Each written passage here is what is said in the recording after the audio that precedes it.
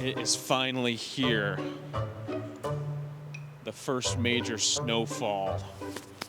This is pretty exciting for crews where they get to actually hop into their plows and push some snow around. And, it's been a little bit warmer than usual. And so folks are kind of curious, what are crews doing if they're not out plowing the roads?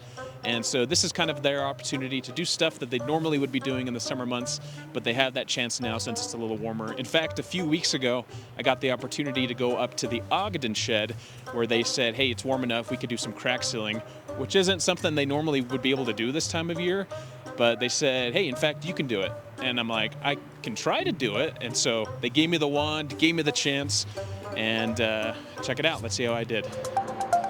I'm gonna try this. So the main thing is it's just to help preserve the roads. Do I have to mush it around like that? Obviously, like when we're out plowing or any kind of weather event, you've got the water, salt, brine mix, any of that. Like that?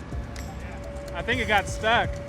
Gets down in that crack and it'll freeze, and then that's what can cause like potholes. All right, any notes so far? Or you're not supposed to leave puddles. I always tell the guys to always keep the wand as low to the ground as possible. My boots are already sticky. If you guys don't hire me on full time, that's okay. What we should be doing is plowing. That's what we're geared up for right now.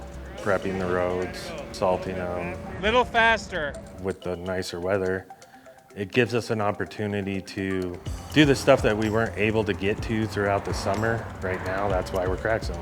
I don't use these muscles as much as I was hoping. Okay, I'm gonna try not to get it on the tape. We're out there daily, doing something, whether it's fixing a sign or cleaning up a spill on the road. Everybody sees our plows because they're nice and big. Do you wish you were out plowing?